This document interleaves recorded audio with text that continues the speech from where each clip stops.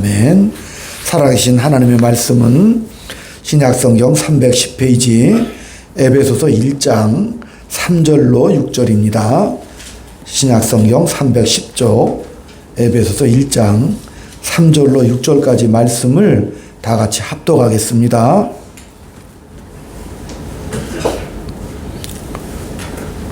시작. 찬송하리로다. 하나님 고 우리 주 예수 그리스도의 아버지께서 그리스도 안에서 하늘에 속한 모든 신령한 복을 우리에게 주시되 고 창세전에 그리스도 안에서 우리를 택하사 우리로 사랑 안에서 그 앞에 거룩하고 흠이 없게 하시려고 그 기쁘신 뜻대로 우리를 예정하사 예수 그리스도로 말미암아 자기의 아들들이 되게 하셨으니 이는 그가 사랑하는 자 안에서 우리에게 거저주시는 바 그 은혜의 영광을 찬송하게 할 것이라. 아멘. 아멘. 우리 서로 인사 나눕니다. 새해 복 많이 받으세요. 새해 복 많이 받으세요. 네. 성도님 덕분에 너무너무 행복합니다. 성도님 덕분에 너무 행복합니다. 천국에서 만날 분을 여기서 미리 만나니 너무 반갑습니다. 천국에서 만날 분을 여기서 미리 만나니 반갑습니다. 아멘. 아멘.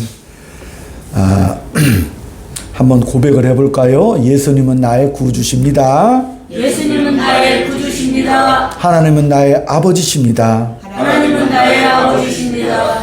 오늘 말씀은 하나님이 어떤 분이신가, 그 하나님이 어떤 분이신가를 상상할 수 없는 거대한 스케일로 표현하고 있습니다. 우리가 믿는 하나님, 그 하나님은 예수님의 아버지심을 믿습니까? 아멘. 예. 그런데 그 예수님을 이 땅에 왜 보내주셨냐면 목적이 있으시죠? 하늘에 있는 모든 신령한 복을 주시려고 그 아들을 이 땅에 보내셨습니다. 아멘. 근데 이 일은 언제부터냐? 창세 전에 천지 만물이 창조되기 이전에 하나님께서 계획하신 일입니다. 어떤 무슨 일어난 일들을 가지고 무슨 조작하고 만져서 하는 것이 아니고 창조되기도 전에 성부, 성자, 성령 하나님께서 계획하시고 작정하셨다는 사실이니까 어마어마하죠? 그 스케일이. 그 목적이 뭐냐? 우리를 사랑하는 자 안에서 거룩하고 흠이 없게 하시려고. 다른 말로 하면 천국에서 우리를 품어 안아주시고 데리고 사시려고, 그죠? 네, 그렇게 목적을 하셨어요.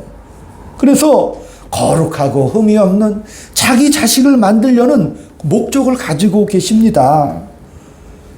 그래서 그런 하나님의 계획과 목적으로 말미암아 자식된 우리의 입에서 그 하나님을 찬양하는 영광의 노래를 이렇게 듣고 싶어 하시고 그 영광의 노래를 부르는 그 모습을 보면서 하나님이 그걸 자랑하고 싶으시다고 말씀을 하셨어요. 네 입에서 영광의 찬송이 나오는 것, 내가 그것을 기쁘게 여기고 자랑하고 싶다. 우리도 그렇죠? 자식이 정말 잘 이렇게 돼서 그 입에서 부모를 찬양하면 너무 뿌듯하죠? 그걸 보고 싶은 거잖아요. 우리의 부모된 입장에서도. 하나님은 그걸 자랑이라고 하시는데 문제는 하나님께서 그 자랑을 이끌어내시겠다고 성경은 말씀하고 있는 거예요. 하나님께서 내가 너와 함께하마, 내가 너를 붙잡고 그리 되도록 영원토록 너를 감싸 안고 보호하며 끌고 가겠다. 잘 들어라. 내가 너의 방패고 내가 너의 상급이다. 나는 너의 요새다라고 이렇게 말씀을 하시면서 우리를 붙잡아 주시는 거예요. 근데 이런 종교적인 그 언어들을 보면서 사실은 잘 실감이 안 나죠. 너무 커서 실감이 잘 안 날 때가 많아요. 왜냐하면 오늘 이 시간에는 그 종교들이 그 언어들이 가지는 의미를 좀 더 구체적으로 살펴보려고 하는데, 모든 종교의 특징은 신앙의 대상이 있어야 하죠. 그 신앙의 대상은 우리가 원인을 제공하면 결과를 보상하는 정도, 요 정도는 신이라고 하기엔 좀 약하지요. 그 정도는 좀 약해요. 우리가 결과를 예측할 수 없는 것을 요구해도 그것을 만들어 주어야 신이라고 할 수 있어요. 그리고 신앙의 대상이 될 수 있죠. 그러니까 신은 기독교 용어로 은혜를 베풀어 주시고 기적을 베풀어 줘야 되고, 또 말이 되지 않는 그런 영역까지도 들어줄 수 있는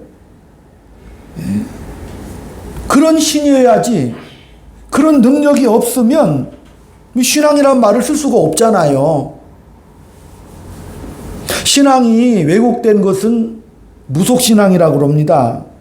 이 무속신앙은 뭐 어떤 대상이 없어요. 그저 신자가 치성, 간절함을 가지고 있으면 돼요, 그냥.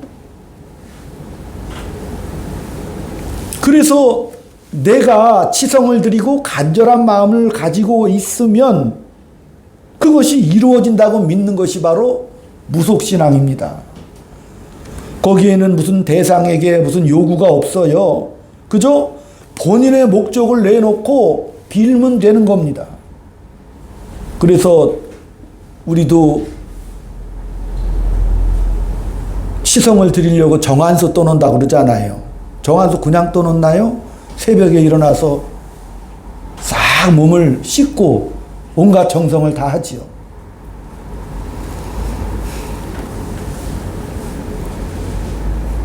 엘리야 선지자와 대결했던 그 갈멜산의 전투를 기억하실 거예요. 이방 선지자들 450명이 자기 신을 향하여 온몸을 자해하고, 그죠? 막 온갖 온몸으로 치성을 다 하지요. 그러니까 신이라는 존재가 있다면 답해 주십시오. 그게 바로 무속신앙이죠. 그 무속신앙은 우리가 만든 신이기 때문에 우리 모두에게 이익적인 요소가 있어요. 그래서 이 기독교도 보면 비나이다, 비나이다. 그래서 가장 초보적인 단계에서 무속신앙적인 형태를 띌 때가 많이 있어요. 처음에 이 기독교가 들어왔을 때 교회에서 잘 모르니까 초보신앙이라 십자가를 달아놓으면 아유 꼭 그 밑에 와서 이렇게 계속 빌었대요. 기독교가 처음 이렇게 초창기 들어와서. 그렇죠? 십자가 믿고 다른 데도 안 가요. 십자가 밑에서 막 빌어. 아마 어릴 때 우리 권사님들은 좀 기억이 나실 수도 있겠네요. 그죠? 우리 부모님 세대에서도 또 그런 일들이 비일비재하잖아요. 제가 태백에서 무당골에서 목회할 때도 입시철만 되면은 전국에서 막 수천 명이 몰려와요. 그 중에는 기독교인들도 있어요. 놀라지 마시고. 그죠? 무당이 막 작두 타면서 막 구슬하고, 그러면 그 수험생을 둔 학부모들이 돈을 돼지머리에다가 막 꼽아요. 뭐 엄청나요, 막. 그래서 막 빌어요. 정성이 부족하다 그러면 막 더 막 내죠. 그 초보적인 단계. 그래서 하나님이 응답하시면, 보답해 주시면 그 은혜를 알고 점점 성장해 나가야 되는데 보통 거기서 멈출 때가 많아요.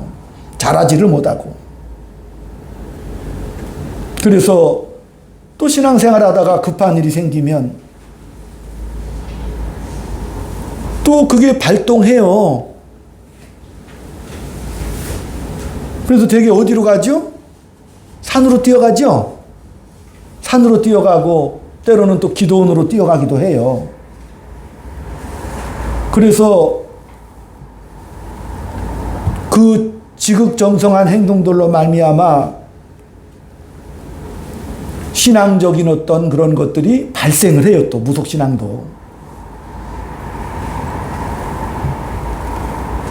그러니까 이런 것은 종교에 대한 이해에 가장 초보적인 내용이 무속신앙에는 들어있어요.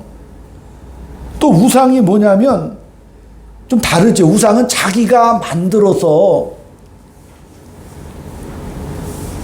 그래서 조작을 하는 거예요. 신을 조종해요. 그래서 그 신을 그 대상자가 만들어요. 아니 내가 만들었으니까 당연히 조작할 수 있죠.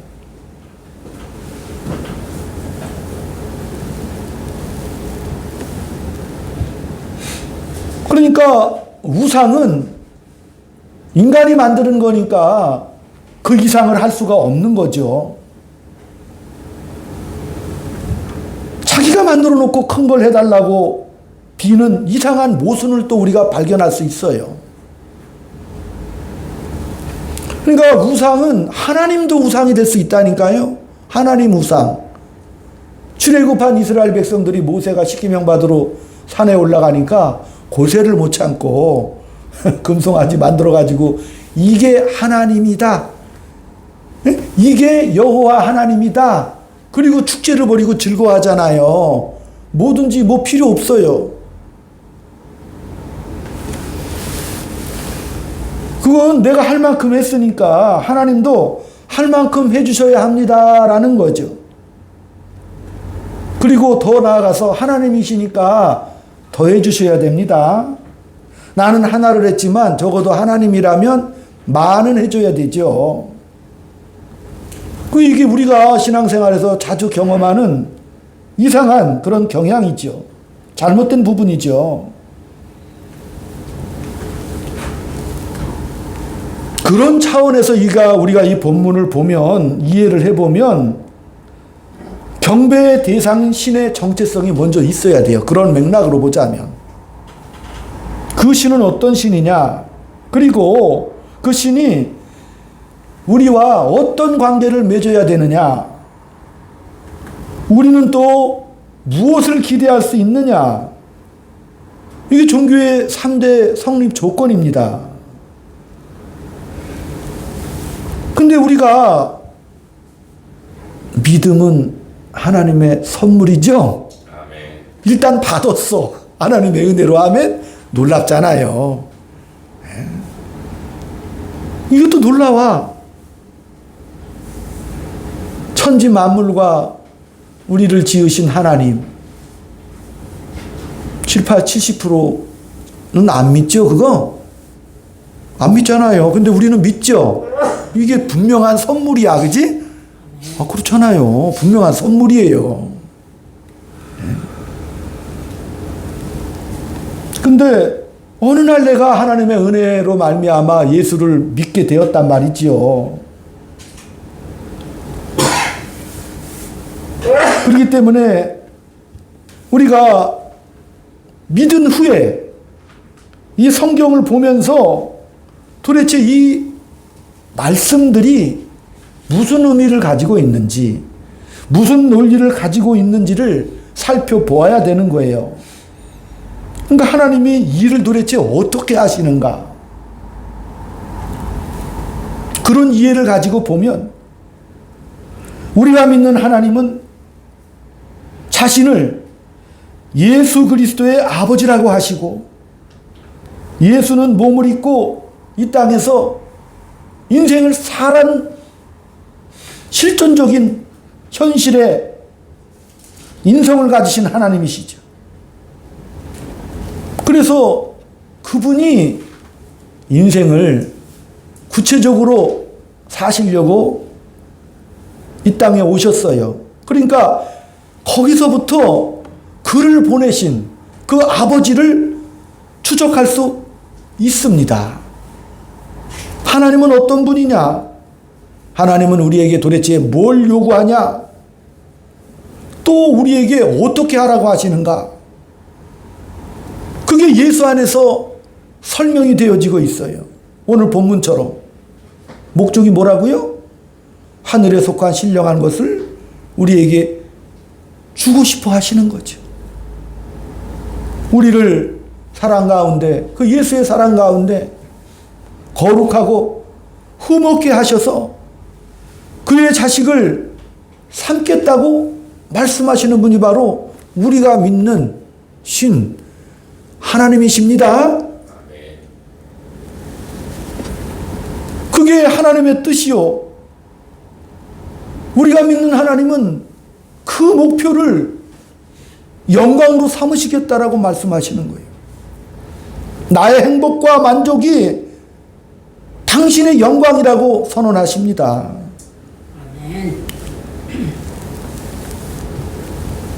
세상에서는 어떤 권력, 꼭 연말 시상식에서 고종, 순종, 최수종 요번에 상 탔죠? KBS 상 탔잖아요. 근데 최수종 그분은 참 감동스러워. 그 나무상을 받았는데 정말 느껴지죠? 정말 하나님 앞에 자기가 감사하고 영광을 드린다고 울더라고. 임동진 장로님이 또 나왔잖아요. 상 주려고. 목사님이시라고. 나는 목회자로 이 자리에 나와서 너무 감사하다고. 대단드려요. 감사하죠. 그러니까 우리가 영광이라고 하면 어떤 최고의 자리 올라갈 때 그걸 우리가 영광이라고 표현하지요. 그죠? 근데 하나님의 영광은 뭐죠? 우리를 흠없고 거룩하게 만드셔서 자녀 삼으시는 게 영광이라고 하시는 거죠.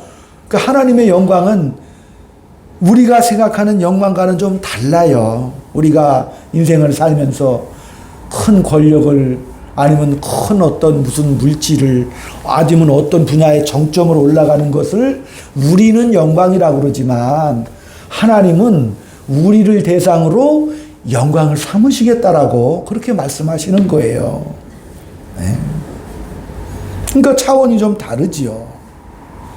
그러니까 우리는 하나님을 얘기할 때마다 예수를 믿는다고 해버리니까 아버지께서 그 아들을 보내셔서 그 신앙의 최고의 주인은 누구셔요? 아버지 하나님이죠?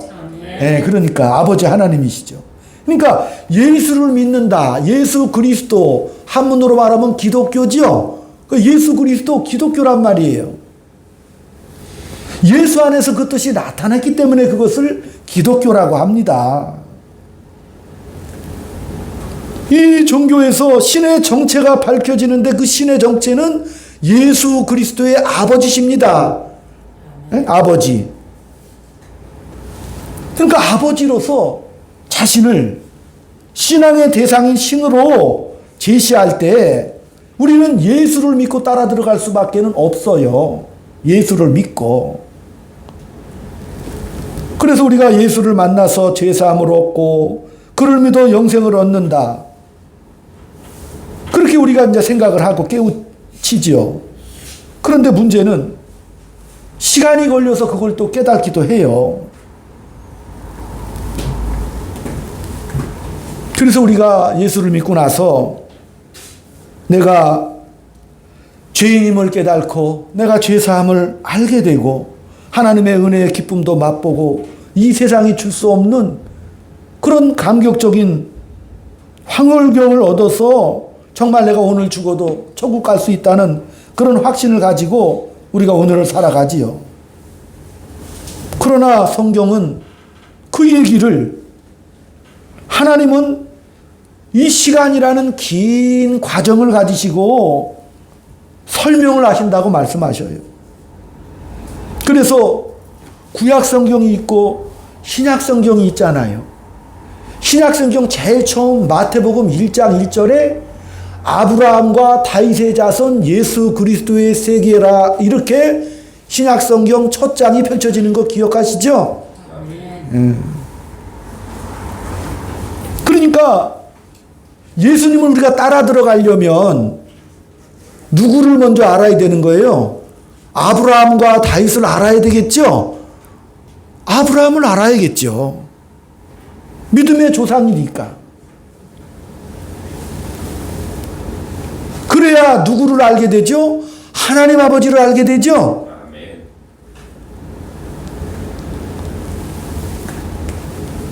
그래서 우리가 아브라함의 생애를 추적해 들어가며 은혜를 나누고 있지 않습니까? 창세기 12장 15절에도 내 고향 아비 친척 집을 떠나라. 내가 내게 지시할 땅으로 가라. 가나안 땅으로 가라. 그리고 너로 복의 근원이 되게 하겠다. 네가 축복하면 축복이 쏟아질 것이고 네가 저주하면 저주가 쏟아질 것이다. 너는 복의 근원이 될지어다. 아멘.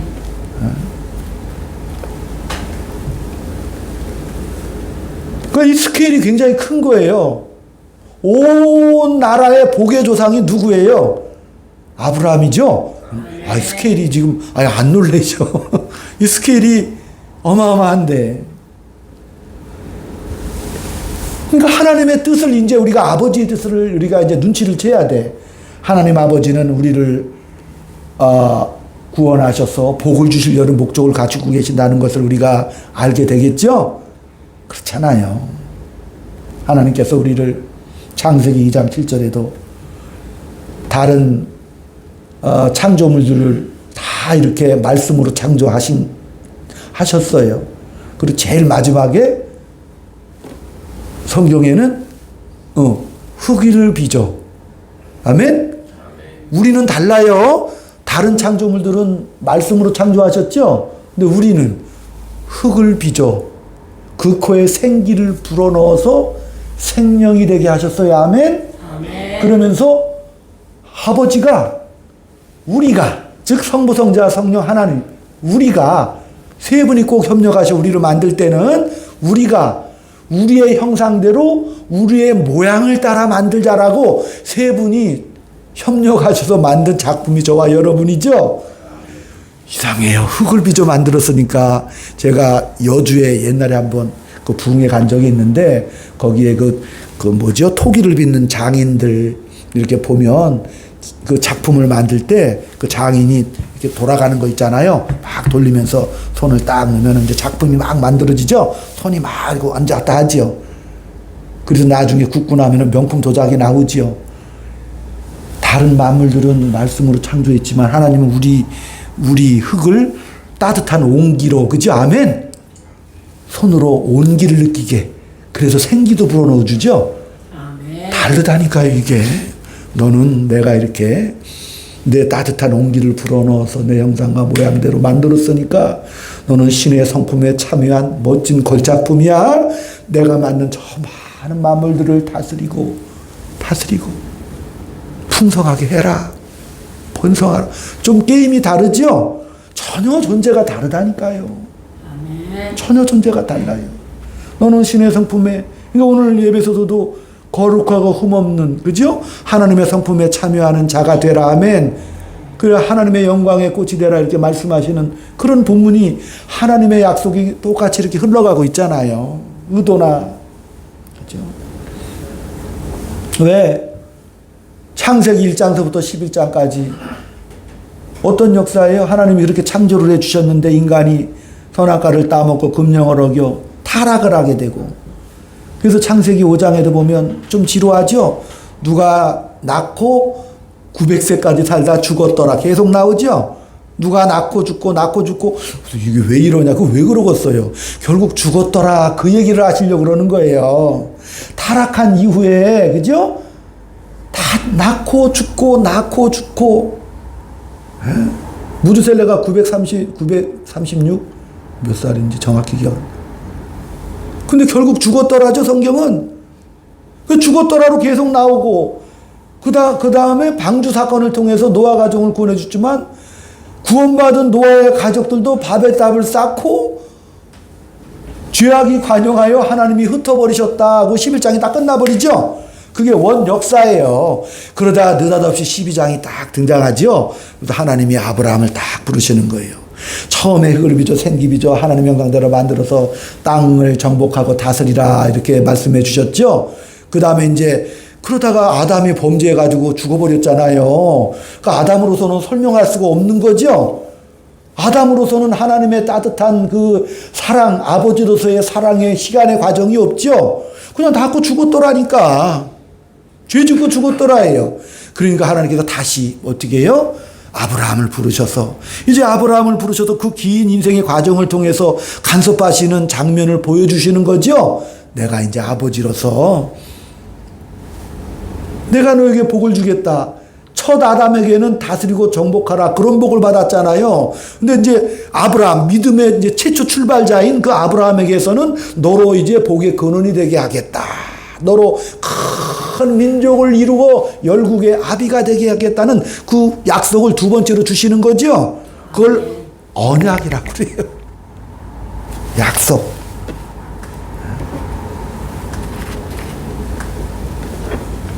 하나님은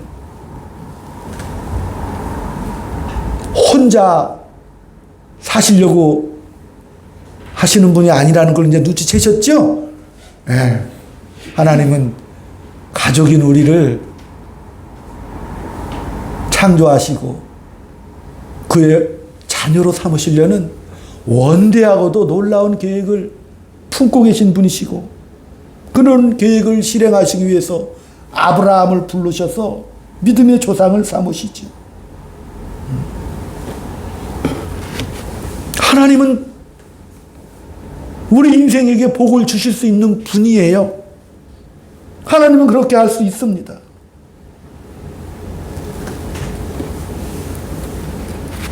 하나님은 가끔 변덕을 많이 부리셔요. 왜? 부모는 자식 앞에 그때그때마다 변덕을 자주 부리죠. 우리들도 성장하는 자식의 수준에 따라서 변덕을 부리죠. 그 왜? 그 변덕은 좋게 하려고, 풍성하게 하려고 그러죠. 하나님은 우리를 형상대로 지으셨을 때 특별한 복을 아담에게 허락해 주신 거예요. 그건 뭐죠? 자유입니다. 자유예요. 자식이 자유가 없으면 안 되죠? 로봇으로 만든 거 아니니까. 그래서 우리는 선택의 권리가 있어요. 아담은 그 선택의 권리를 제일 처음에 그냥 하나님 명령 어기는데 써버려가지고 타락을 해버렸잖아요. 그렇기 때문에 하나님은 이제 두 번째 아브라함을 부르셔서 복을 주시겠다. 그러면서 하나님이 누구인가를 설명해 주고 계시는 거예요. 그 설명이 뭐냐? 하나님은 인격이시라. 그래서 우리를 인격으로 만나셔서 그 인생의 행로를 나와 교제를 나누시면서 그 아버지께서 순간순간마다 간섭하시는 것이죠. 이제 아브라함을 불렀는데 흉년이 들어서 애굽 땅에 갔어요. 애굽 왕 바로가 아내 사라를 보고 너무 이쁘니까 자기 아내 삼겠다고 하니까 뭐 어떻게 왕이 뺏어갔지요. 근데 하나님께서 어떻게 하셔요? 아버지가 신기하셔. 바로의 꿈에 딱 나타나가지고 왜 너 내 백성 뺏어갔어? 저 몰랐는데요. 하나님 백성인 줄 몰랐는데요. 까불지 마라. 네가 지금 몰라서 이런 짓을 했으니까 내가 봐주지, 안 그러면 너 죽는다. 꿈에서 그렇게 말하니까 바로가 벌벌 떨면서 아브라함에게 빨리 이 아내, 당신 아내 왜 누이라고 속여가지고 내가 하나님 앞에 큰 벌 받게 빨리 데려가라고 왕을 굴복시켜 버리시잖아요. 치밀하시죠, 아버지가? 아버지가 그러신다니까요. 또 조카 롯을 데리고 갔는데 조카 롯하고 헤어졌단 말이죠. 근데 이 가나안 땅에서 여러 왕국의 그 전쟁터에 이 조카 롯이 포로로 잡혀가. 그러니까 아브라함이 자기 식솔들이 족장이니까 한 400명 됐나 봐요. 400명이 무슨 군인들도 아니잖아요. 조카 롯을 구한다고 호미 들고 막 예? 세 왕의 군대 연합군하고 막 싸움을 또 해 가서. 근데 또 아브라함의 군대가 또 이겨요. 롯을 또 뺏어와. 희한하죠? 정규군하고 싸워서 뺏어온다니까. 포로로 구출해요. 하나님이 어떻게 해요? 아브라함아, 두려워하지 마. 내가 너와 함께 할 거야. 너는 그냥 용기 있게 가서 싸움 한번 신용만 해봐라. 그래서 조카 롯을 멋지게 데리고 나오잖아요. 또 아브라함이 후사가 없었잖아요. 그러니까 아브라함이 실망해서 아연 제가 종들 통해서 낳은 자식으로 내 대를 잇게 하겠습니다. 그러니까 하나님께서 아브라함에게 아니야, 내가 아들을 낳게 해줄게. 사라하고 아브라함하고 막 웃어 또. 왜냐하면 이해가 안 되잖아요. 아브라함이 99세 때였으니까. 그러니까 웃는 걸 보면서, 사라가 웃는 걸 보면서 너 웃었어?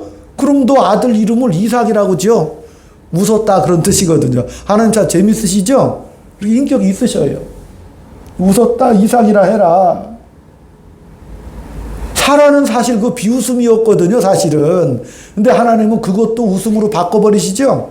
그런 하나님이시라니까요. 하나님은 그 이삭을 바치라고 했을 때 양을 잡아 미리 준비해 놓으신 여호와 이레 하나님이십니다.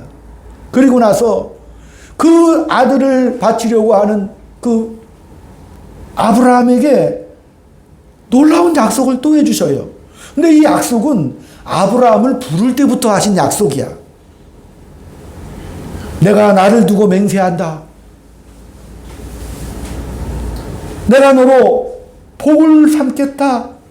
내용은 같은 거지만 이 아브라함의 복은 그 아들 이삭에게도 야곱에게도 그 손자 요셉에게도 끝까지 그 복이 지금 이어지고 있죠. 요셉에게 이어지는 그 하나님의 약속의 복이 오늘 누구에게까지? 저와 여러분에게까지 이렇게 지금 흘러오고 있다는 말씀을 제가 드리고 싶어서, 하나님의 이 언약은 불변하다. 그 하나님은 변하지 않으시는 분이시다. 왜? 우리를 부르신 목적, 하나님의 자녀 삼고 그 입에서 영광과 감사와 기쁨이 나오게 하시려니까. 그건 억지로 안 된다니까. 우리가 그것을 납득을 해야 돼요. 납득을 해야 그 찬송이 나올 거 아니에요.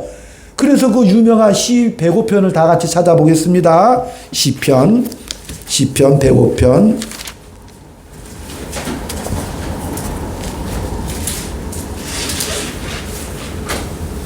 5절부터 879쪽입니다. 오늘 말씀을 잘 한번 생각하시면서 5절부터 제가 먼저 읽고 계속 그만할 때까지 교독을 드립니다. 천천히 제가 먼저 그의 종 아브라함의 후손 곧 택하신 야곱의 자손 너희는 그가 행하신 기적과 그의 이적과 그의 입의 판단을 기억할지어다. 여호와 우리 하나님이시라. 그의 판단이 온 땅에 있도다. 그는 그의 언약 곧 천대에 걸쳐 명령하신 말씀을 영원히 기억하셨으니 이것은 아브라함과 맺은 언약이고 이삭에게 하신 맹세이며 야곱에게 세우신 율례 곧 이스라엘에게 하신 영원한 언약이라. 이르시기를 내가 가나안 땅을 내게 주고 너희에게 한 땅 될 소유가 되게 하리라 하셨도다. 그때 그들의 사람의 수가 적어 그 땅에 나그네가 되었고 이 족속에게서 저 족속에게로 이 나라에서 다른 민족에게로 떠돌아가리라. 그러나 그는 사람의 그들을 억압하는 것을 용납하지 아니하시고 그들로 말미암아 왕들을 꾸짖어 이르시기를 나의 기름 부은 자를 손대지 말며 나의 선지자를 해하지 말라 하셨도다. 그가 또 그 땅에 기근이 들게 하사 그들이 의지하고 있는 양식을 다 끊으셨도다. 그가 사람을 앞서 보내셨으며 요셉이 종으로 팔렸도다. 그의 발은 착고를 차고 그의 몸은 쇠사슬에 매였으니 여호와의 말씀이 행할 때까지라 그의 말씀이 그를 단련하였도다. 아멘. 하나님은 이 아브라함에게 하신 이 약속을 언제까지? 천대라는 것은 영원까지죠. 영원까지 그 약속이 흘러가게 하겠다. 그래서 그 아브라함의 자손들을 통해서 구체적이고 인격적으로 그 인생을 보호하시는 데 따라합시다. 개인에게 간섭하시는 하나님. 개인에게 간섭하시는 하나님. 다시 따라합니다. 언약을 성취하시는 하나님. 언약을 성취하시는 하나님. 그런 하나님이셔요. 그 요셉이 꿈 잘못 꾸고 종으로 팔려갔다가 감옥 갔다가 애굽의 국무총리까지 올라가죠. 그 모든 인생의 파노라마, 그때마다 뭐예요? 하나님은 그 요셉의 일생을 어떻게 해요? 하나님의 말씀이 응할 때까지 그를 뭐했다? 단련했다라고 그 약속을 지금 지키고 계시죠? 그러니까 어느 순간에라든지 이 개인의 인생사 2024년 우리가 가는 그 모든 저와 여러분 한 사람 한 사람 인생사를 간섭하시고 개입하셔서 우리를 어떻게 해요? 하나님의 영광의 자녀로 만드시는 놀라운 한 해를 계획하고 계신다는 사실을 믿으시기 바랍니다. 또요, 하나님은 그뿐만이 아니라 가족에게도 또 역사해 주시는 하나님이셔요. 요셉의 가족들, 그죠? 그러니까 야곱의 아들들이죠. 12아들이 이제 70명까지 번성을 해서 오늘 16절에도 보면 가나안 땅이 막 흉년이 들어가지고 그 야곱의 가족들 70명이 어디로 가요? 애굽으로 가요. 애굽으로 가. 근데 애굽에 거기 누가 먼저 가 있어요? 요셉이 이미 국무총리가 돼 있는 상태예요. 그러니까 이 야곱의 70명 가족이 먹고 살아야 되고 도저히 피할 길이 없는데 누가 하나님이 그런 어떤 기가 막힌 스토리를 가지셔서 그 말씀을 통해서 요셉이 국무총리가 떡 된 상태에서 그 아비와 그 형제들이 우르르 몰려가죠. 그래서 그 70명을 다 살리고 풍성하게 귀족 대우 받으면서 잘 살게 만드죠. 하나님은 때로 구원하시죠. 온 가족으로 풍성하게 하신다니까요. 아멘. 놀라운 일이니까 올 한 해도 여러분의 가족, 여러분의 자녀들이 풍성한 하나님의 은혜 있기를 축원드립니다. 약속의 하나님이시니까 그러는 거예요. 하나님은요 그렇게 가족을 그렇게 사랑하시고 구원하셔요. 이스라엘 백성들이 여리고 전투에 정탐꾼을 먼저 보내죠. 그 중에서 이방인 여인이지만 기생 라합이 정탐꾼들을 영접해가지고 하나님을 믿죠. 근데 성경은 라합만 구원받은 거 아니에요. 라합의 아비와 그 자녀 손까지 다 구원했다라고 말하고 있거든요. 라합만이 아니에요. 온 가족을 구원하시고 복의 복을 더해주시는 그 축복을 만나시길 축원드립니다. 또 하나님은요 민족 나라를 다스리고 섭리하시는 분이심을 믿으셔야 합니다. 이 나라도 올해 전 세계 근황이 만만치 않죠. 올해는 우리나라 총선도 있고 또 대만에 또 그 민진당과 국민당, 민진당은 반중파고 국민당은 또 친중파인데 아마 세계 정세가 서로 맞물려 돌아가시니까 그런 것은 여러분이 잘 아실 거고 또 미국에 또 대선이 기다리고 있죠. 온 세계가 그런 소용돌이 칩니다. 로마의 천년 제국이 하루아침에 무너진 거 아시죠? 그 막강했던 명나라가 이자성의 반란과 산해관을 지키고 있었던 오상계 장군의 반역으로 그 엄청난 제국 명나라가 청나라에 의해서 하루아침에 무너져버리고 마는 것이 인생사예요. 올해도 우리가 정말 북한을 상대로 했을 때 핵이 문제고 또 엊그저께도 200발 쏘더니 또 60발 쏘고 또 난리를 치기 시작하죠. 그러나 하나님이 함께 하시면 우리가 승리할 줄로 믿습니다. 하나님이 이 나라를 붙드시고 하나님의 은혜와 긍휼과 자비 속에 우리는 어떻게 해야 돼요? 거룩하고 흠없는 믿음의 삶으로 의인 10명이 없어서 소돔과 고모라가 불타버리죠. 멸망하잖아요. 저와 여러분이 정말 하나님 앞에 믿음으로 기도하면서 하나님의 은혜와 자비와 긍휼을 구하는 저와 여러분이 있는 한 이 나라는 승리할 줄로 믿습니다. 그런 하나님의 은혜와 역사 속에 하나님은 우리를 창조해 주셨어요. 형상대로 만들어 주셨습니다. 그 다음에 우리가 타락한 후에 재창조하셨죠. 그게 뭐죠? 구원입니다. 보라 새로운 피조물이라 이전 것은 지나갔으니 이제 보라 새 것이 되었도다. 그래서 예수 안에 재창조를 하신 거죠. 그 구원의 역사를 언제 사는 거예요? 오늘을 사는 겁니다. 오늘 영광을 구체적으로 표현하는 믿음직하고 듬직한, 그래서 그 약속의 하나님, 개인으로 가정으로 나라로 간섭하시는 그 사랑의 아버지 하나님의 따스한 온기가 여러분의 삶을 붙잡으셔서 기필코 올 한 해는 하나님의 영광 가운데 놀라운 은혜와 축복의 해가 되시기를 주 이름으로 선언하고 축복드립니다. 기도하겠습니다. 하나님 아버지, 오늘 말씀을 통해서 우리를 향하신 하나님의 뜨거운 손길과 그 사랑의 깊이 인생의 무게를 깨우치게 하시니 감사합니다. 하나님 오늘도 일하시고 계신다는 사실을 믿습니다. 살아서 역사하신 하나님을 믿습니다. 우리가 넘어지고 깨질지라도 하나님께서 나를 붙잡아 주셔서 세워주시고 이제는 더 나아지고 더 멋있는 아름다운 영광의 찬송의 입술을 만드시려는 하나님의 따뜻한 놀라운 그 계획을 믿고 순종하며 승리하는 아름다운 믿음의 발걸음이 될 수 있도록 주님 붙잡아 주시옵소서. 예수님의 이름으로 감사하며 기도 올리옵나이다. 아멘. 435장 찬송을 드립니다.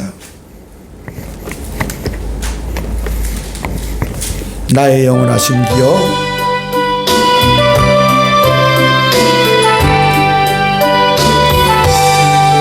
나의 영원하신 기억 생명보다 귀하다.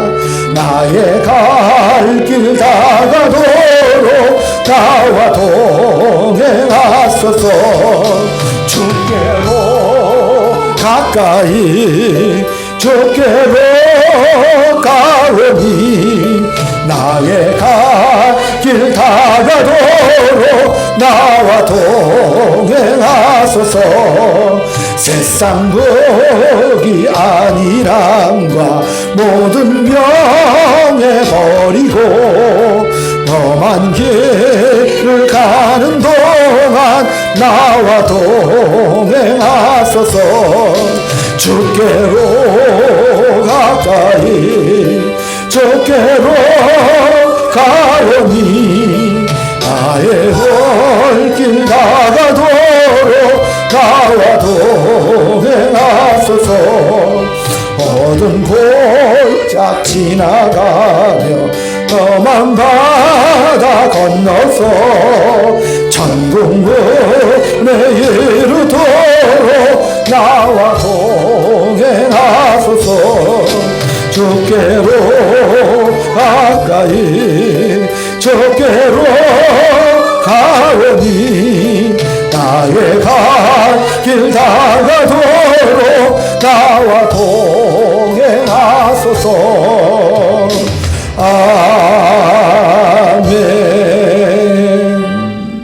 아멘. 광고 말씀을 드립니다.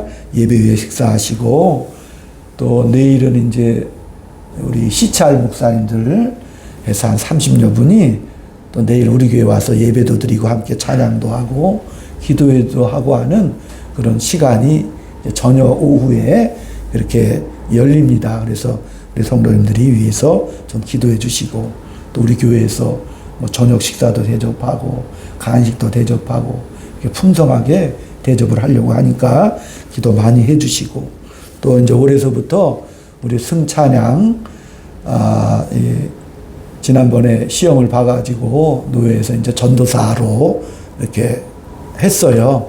그래서 올해부터 이제 교회에서 공식적으로 승찬양 전도사로 해서 우리 성도님들이 잘 아시겠지만 위에서 부족하니까 많이도 기도해 주시고 또 하나님의 종으로 잘 성장할 수 있도록 또 기도도 해 주시고 또 가끔 가다가 이렇게 사회를 제가 보게 하려고 그래요.